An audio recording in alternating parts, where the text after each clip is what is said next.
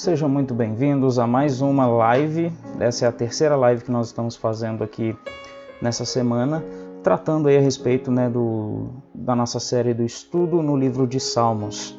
Hoje vai ser o Salmo 11, que é um daqueles salmos que não são muito conhecidos, muito famosos ou muito falados.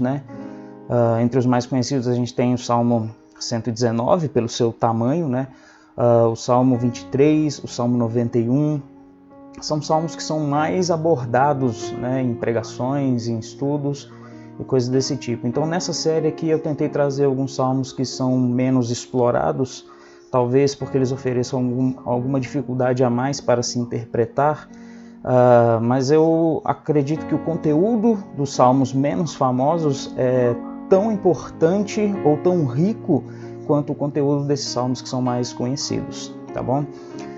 Nesse começo aqui eu quero dar um tempo para você poder compartilhar essa live, para você poder compartilhar no Facebook, mandar para os seus amigos no WhatsApp, e também marcar os seus amigos aí nos comentários, convidando eles a vir assistir a live.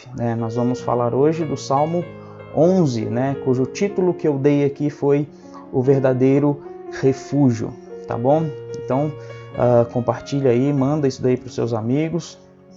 Lembrando que o objetivo dessa série é trazer um pouco de reflexão bíblica nesses momentos em que aqui no contexto da nossa comunidade, na nossa cidade, nós estamos impedidos de nos reunir no templo para fazer os cultos, E então isso aqui é uma forma de dar algum tipo de reflexão bíblica, teológica e de estudo da palavra de Deus, enquanto nós não podemos voltar ao convívio na igreja, no templo, Então compartilha aí, nós vamos dar início aqui então ao nosso estudo, que hoje será no Salmo 11, tá ok? Lembrando que todas as lives desta série, elas ficam gravadas e disponíveis lá na página, então é só você acessar a página que você vai ter acesso ali a todas as lives. Se você não pôde acompanhar quando a live estava ao vivo, você está podendo assistir também gravada, Por isso eu peço que você também mande para os seus amigos, porque ainda que eles não venham agora acompanhar a live com a gente, eles podem assistir depois, tá bom? Vamos então começar aqui a falar sobre o Salmo 11, tá ok? Nós vamos começar aqui, como sempre, fazendo a leitura do Salmo, e como sempre também na tradução da Almeida Revista e Atualizada, tá bom? Diz assim o texto: No Senhor me refugio. Como dizeis, pois, a minha alma, foge como pássaro para o teu monte? Porque eis aí os ímpios, armam um arco, dispõem a sua flecha na corda, para as ocultas dispararem contra os retos de coração. Ora, destruídos os fundamentos, que poderá fazer o justo? O Senhor está no seu santo templo. Nos céus tem o Senhor o seu trono. Os seus olhos estão atentos, as suas pálpebras sondam os filhos dos homens. O Senhor põe à prova o justo e ao ímpio, mas ao que ama a violência, sua alma o abomina. Fará chover sobre os perversos brasas de fogo e enxofre, e vento abrasador será a parte do seu cálice. Porque o Senhor é justo, ele ama a justiça. Os retos lhe contemplarão a face. Então, o Salmo 11 é um salmo curto, tem apenas 7 versículos, embora ele seja um pouco maior do que os outros salmos que nós tivemos aqui, o Salmo 93 e o Salmo 130. O Salmo 11 ele é um pouco mais extenso em questão de conteúdo, de palavras, mas ele tem apenas 7 versículos e é considerado ainda um salmo curto. Tá bom? Nós vamos então aqui passar para os comentários versículo por versículo. Vamos começar com o versículo 1.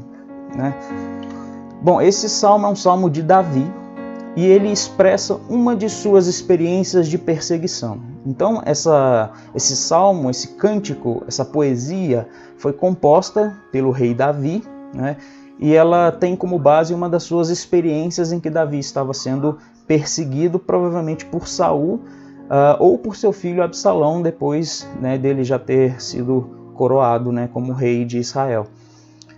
Davi foi um homem que passou por muitas situações de perseguição, de traições, foi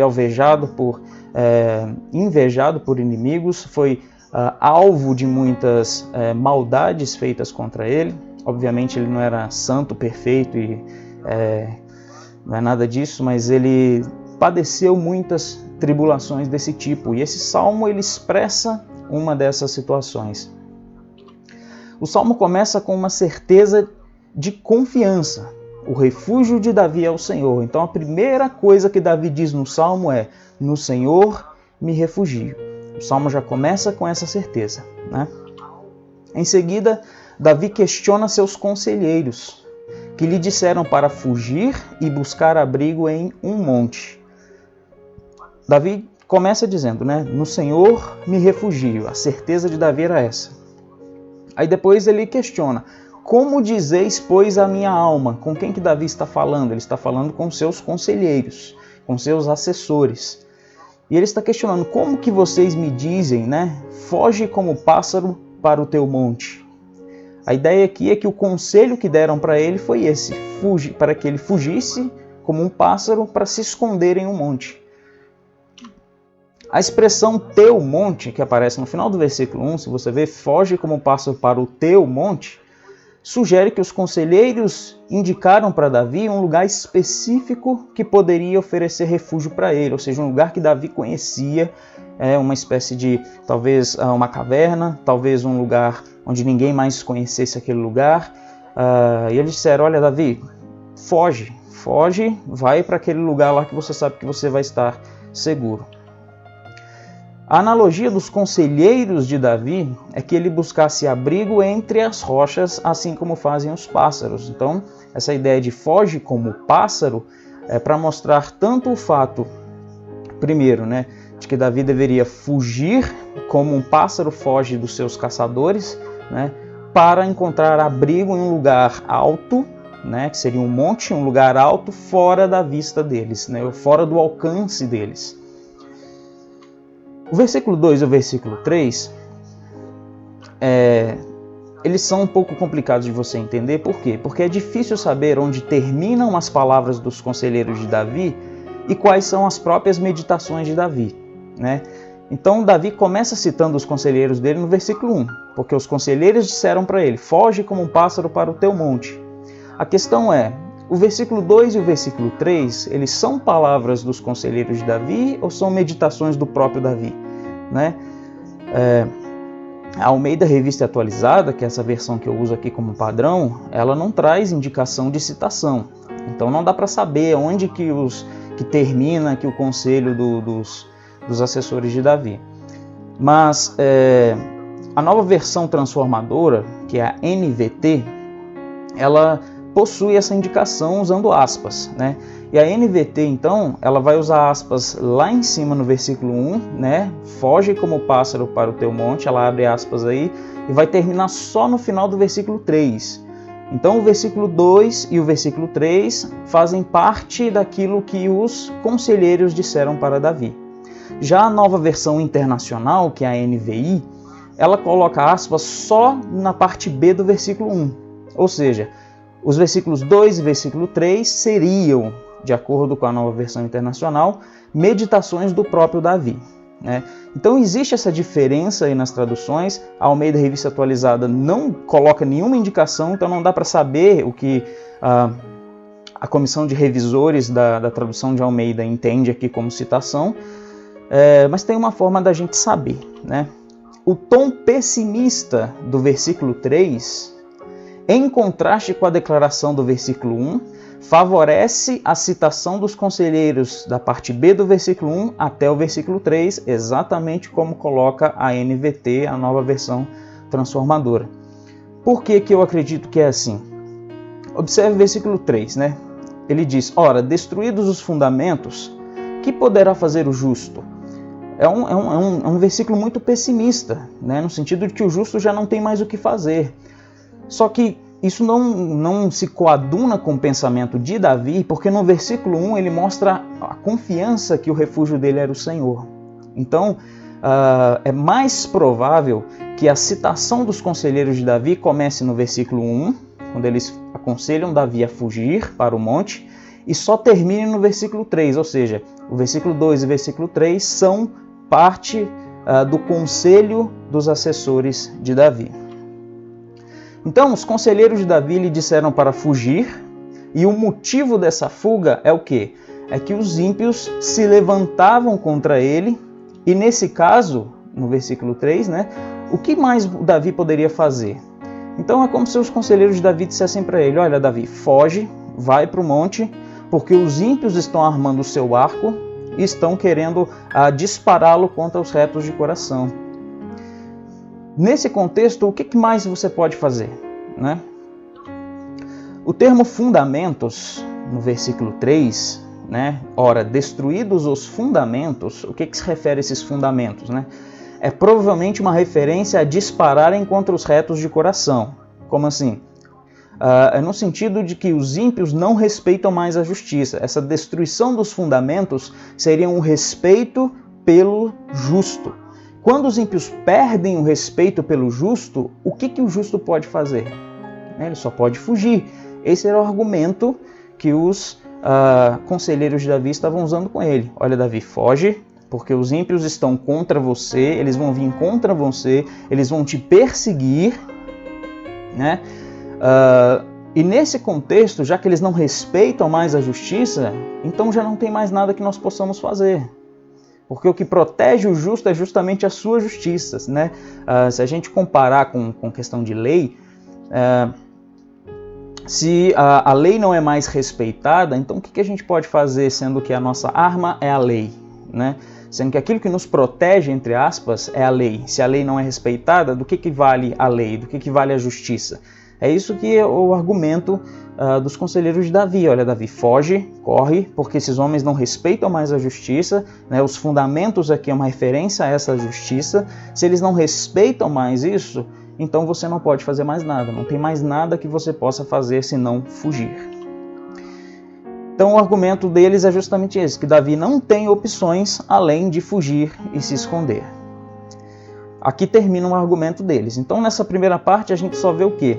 Que Davi declara que o Senhor é o refúgio dele, e depois passa a questionar, ok? Esse conselho dos assessores dele, porque ele diz: como dizeis, pois, a minha alma? E aí ele cita esse argumento todo aí dos seus conselheiros. No versículo 4 e no versículo 5, Davi passa a responder aos seus assessores.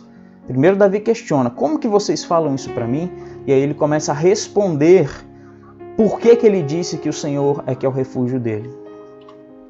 Davi usa dois paralelos aqui no versículo 4, né, para ilustrar a posição soberana de Deus e sua atenção para com as atitudes dos homens. Ele diz no versículo 4: o Senhor está no seu santo templo, nos céus tem o Senhor o seu trono, os seus olhos estão atentos, as suas pálpebras sondam os filhos dos homens. Então aqui nós temos dois paralelos. O primeiro paralelo é: o Senhor está no seu santo templo, nos céus tem o Senhor o seu trono. Esse é o primeiro paralelo, que indica que Deus está numa posição acima, que Deus tem uma posição alta e soberana. O segundo paralelo é: os seus olhos estão atentos, as pálpebras sondam os filhos dos homens. Então esse é o segundo paralelo que tem, como eu falei em todas as outras lives, né, que os salmos eles usam esse paralelismo para gerar uma sensação de ênfase, no sentido de que aqui, no primeiro paralelo, a ênfase está na soberania de Deus, no fato de Deus estar num lugar acima, né? E o segundo paralelo é sobre Deus estar atento para com as atitudes dos homens. O templo, né, o Senhor está no seu santo templo. O templo não se refere ao templo físico. Muito provavelmente não se referia ao templo físico, porque na época de Davi não existia esse templo. Existia o tabernáculo, né? E a palavra aqui pode ser traduzida também como palácio, mas não como tabernáculo. Não é a mesma palavra no hebraico, né? Então a referência aqui é provavelmente uma correspondência ao termo céus. O templo no qual Deus está é o lugar onde ele habita, ou seja, nos céus, né? Então, a gente não interpreta templo aqui como aquele templo lá que Salomão fez, até porque nessa época aqui Salomão não era rei, né? Davi ainda não tinha morrido, né? E Salomão só constrói o templo depois da morte de Davi.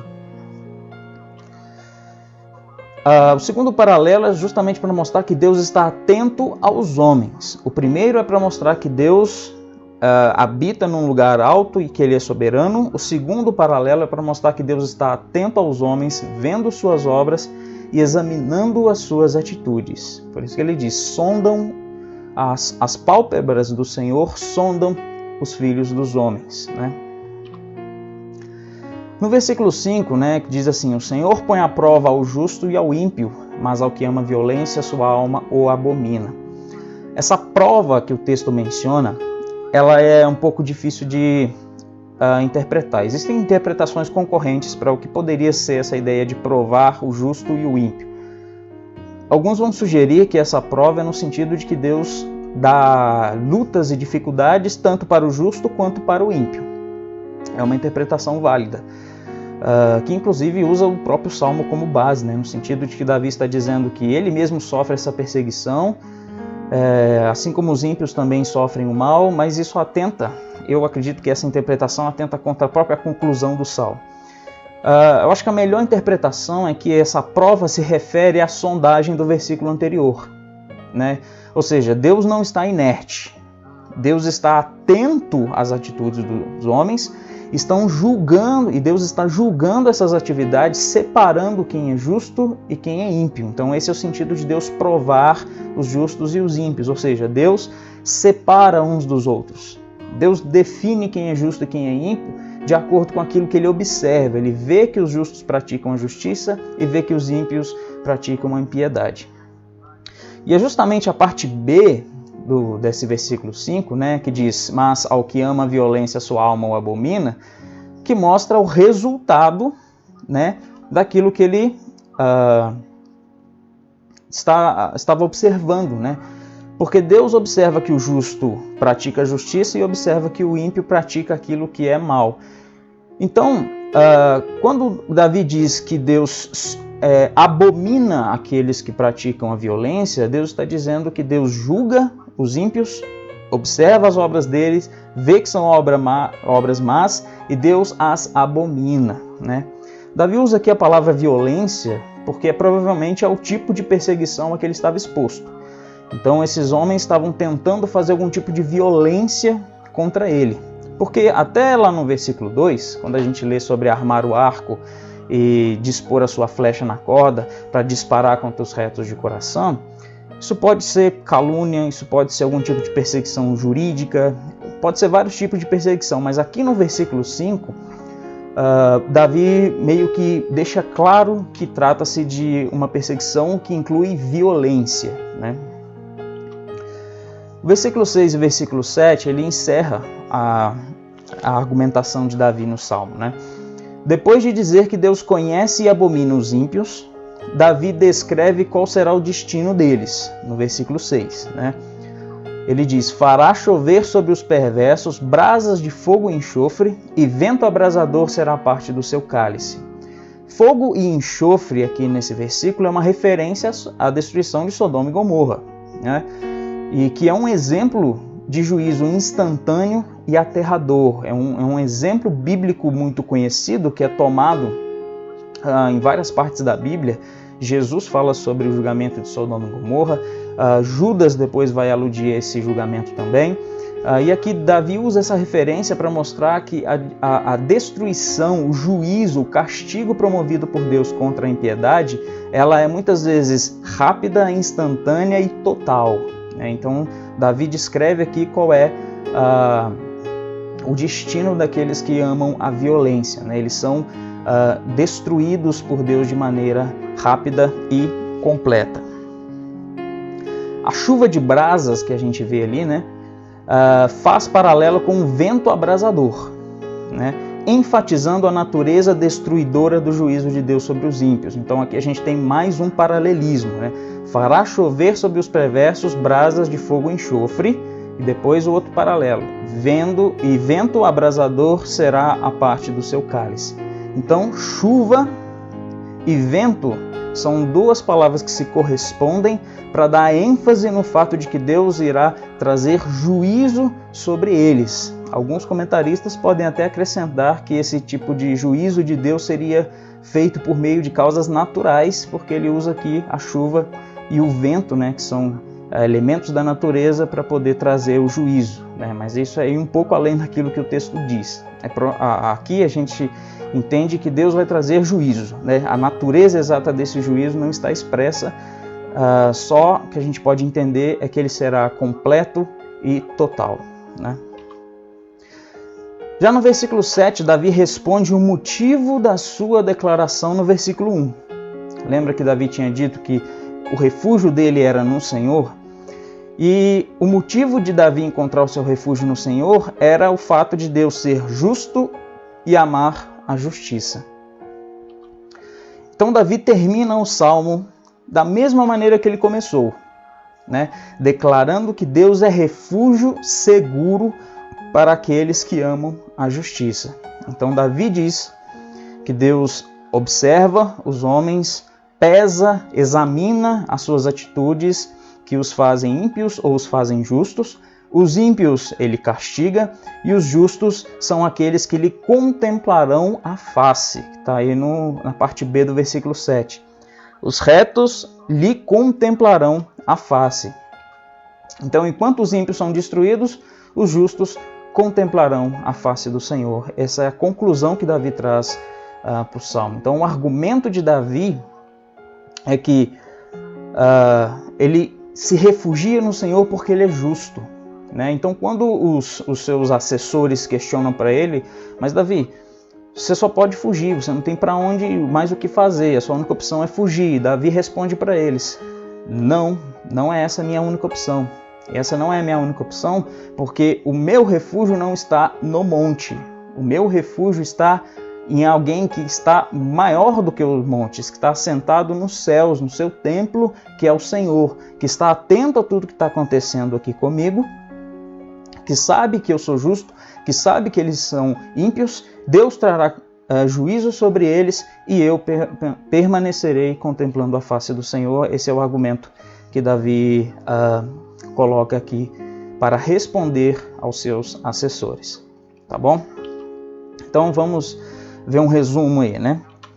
Davi inicia o salmo afirmando sua confiança em Deus. Então Davi já começa o salmo dizendo qual vai ser o teor do salmo. É um salmo de confiança, né? De confiança no refúgio, na proteção, na segurança de Deus. Dos versos da parte B do versículo 1 até o versículo 3, ele cita o conselho de seus assessores. E o que os conselheiros de Davi disseram para ele? Que se os ímpios não respeitam mais a justiça e se preparam para persegui-lo, o que mais ele poderia fazer a não ser fugir, né? Então, esse era o argumento, né, que os assessores de Davi trouxeram para ele, né, que ele está diante de uma situação de perseguição, o que mais ele poderia fazer a não ser fugir como um pássaro para se esconder no monte. Nos versículos 4 e 5, Davi diz que Deus está atento aos homens, examinando suas atitudes e separando justos de ímpios, que Deus não está inerte diante daquela situação que ele está vivendo. Pelo contrário, Deus está vendo o que está acontecendo e está observando as atitudes dos ímpios e as atitudes dos justos.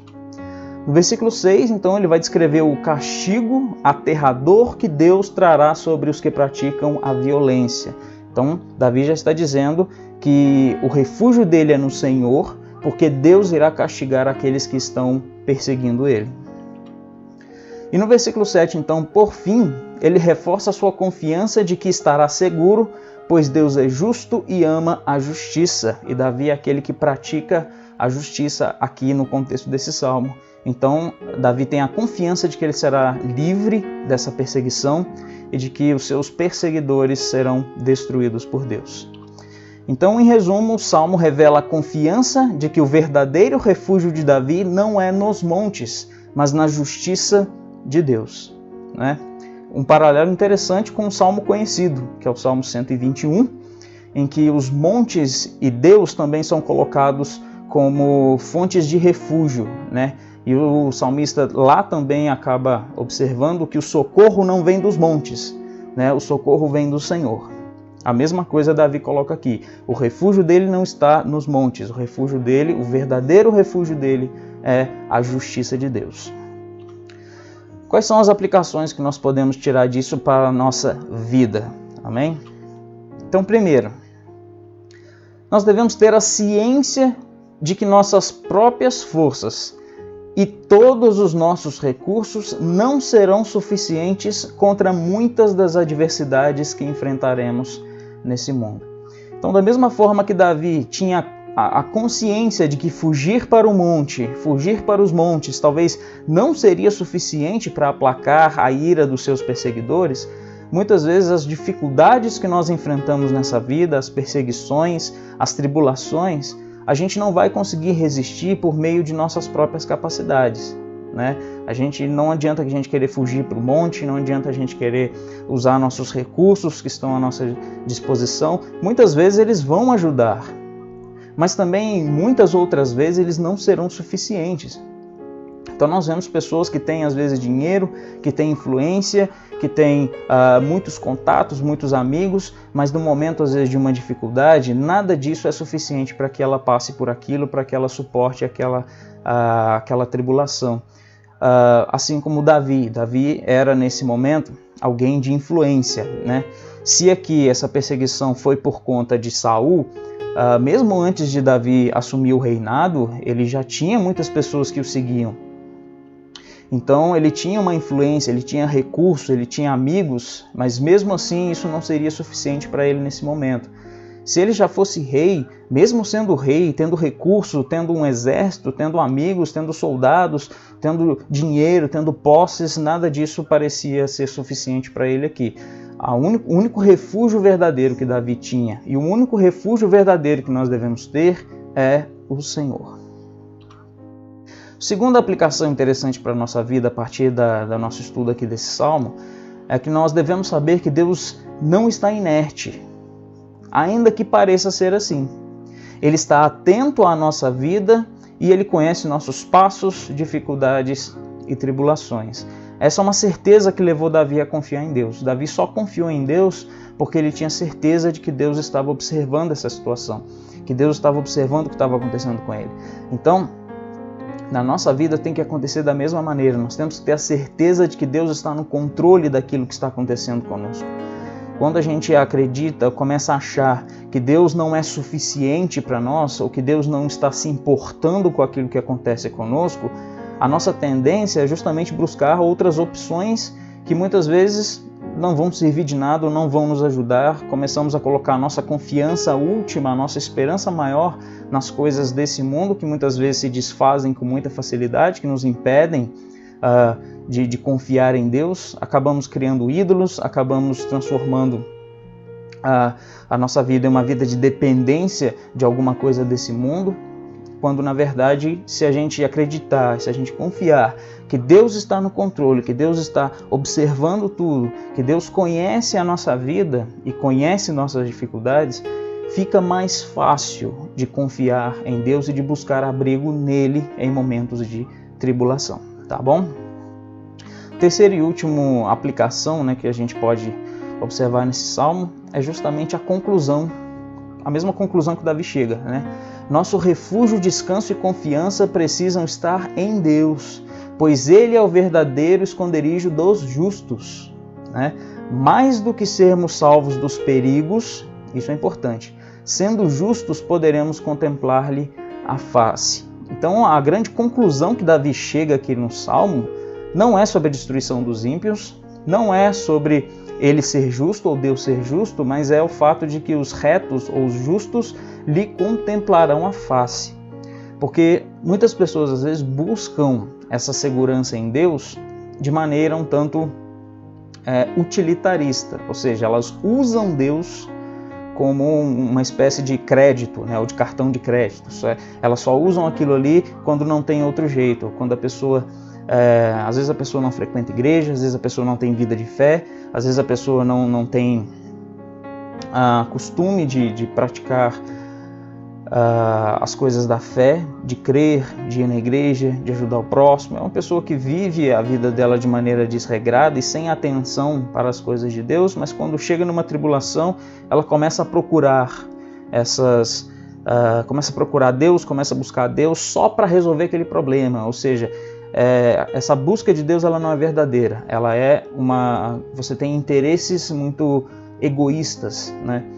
Mas aqui no Salmo, quando a gente vê essa última parte, quando Davi diz, os retos lhe contemplarão a face, a gente observa que a justiça que Davi praticava não era uma justiça de utilidade, ou seja, eu vou ser justo aqui só para Deus me livrar. Não, Davi era alguém que tinha prazer em estar na presença de Deus, uma presença que também traz segurança.